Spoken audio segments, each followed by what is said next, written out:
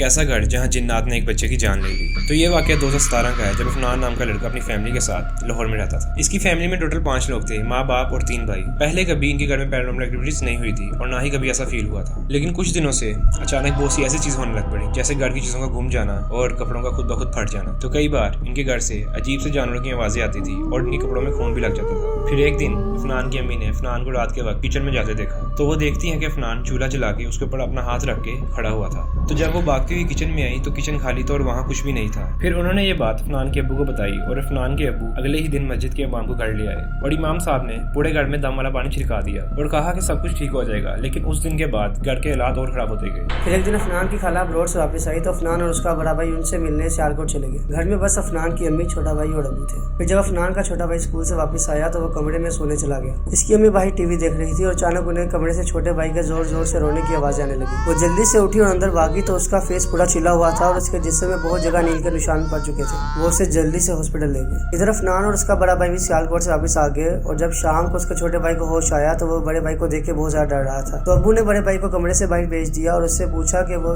बड़े भाई को देख के क्यों डर रहा है। तो उसने बताया कि जब वो स्कूल से आया और कमरे में गया तो अंदर बड़े भाई ने उसे बहुत मारा और वो गला दबाकर उसका सांस रोकना चाहते थे। लेकिन अफनान और उसका बड़ा भाई तो सियालकोट में थे। वो सब ये बात समझ गए कि अब किसी आलिम को बुलाना ही पड़ेगा। तो उन्होंने उसी रात एक आलिम से रब्ता किया और जब वो आलिम सुबह हॉस्पिटल पहुंचे तो उन्होंने अफनान के छोटे भाई को देखते ही बता दिया कि आपके घर में साया है और उस साये ने इस बच्चे पर ज्यादा असर किया है। और वो आलिम अफनान के घर चले गए और वहाँ पढ़ाई करने लग पड़े। लेकिन इससे कुछ फर्क नहीं पड़ा और उसी रात 6 बजे हॉस्पिटल में अफनान के छोटे भाई की मौत हो गई। फिर आलिम ने बताया कि ये चीज उसके बस में नहीं है और आप लोग जितना जल्दी हो सके ये घर छोड़ दें। तो आप लोग बताएं, अफनान के घर किसी ने काला जादू किया था जो अचानक इनके साथ ये होने लग पड़ा, या तो कोई और वजह थी? अगर आपको ये वीडियो अच्छी लगी इस वीडियो को लाइक करें और शेयर करें।